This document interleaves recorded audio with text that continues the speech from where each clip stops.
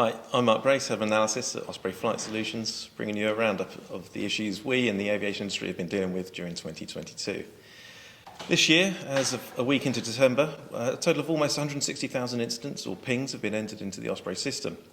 Conventional military activity and aviation security make up the majority, followed by conflict dynamics and aviation safety pings.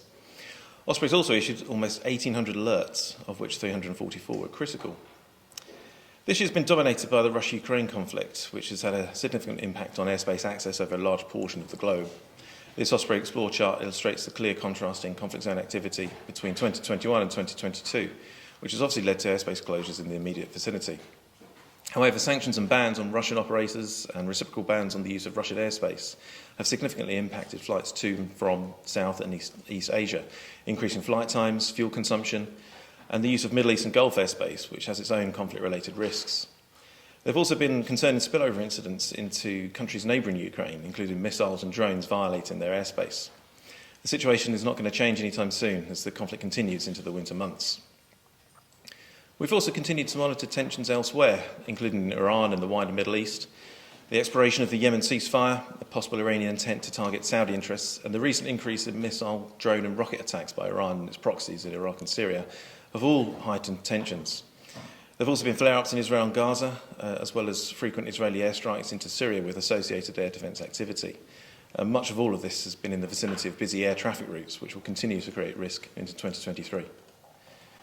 In East Asia, tensions between China and Taiwan continued, including missile launches, drone activity and near-daily incursions by Chinese military aircraft. And North Korea had a record-breaking year of ballistic missile tests, including the first over Japan since 2017. Osprey has also been monitoring shifting conflict dynamics in Africa as multinational forces have withdrawn from various locations in the Sahel region, where some governments have turned to the Russian Wagner Group to continue operations against Islamist extremists amid a deteriorating security environment. We'll continue to monitor the changes in aviation risk in the region created by this into 2023. Despite this, there have been some positive developments. In Ethiopia, for example, a ceasefire in the Tigrayan conflict has been agreed and has held thus far.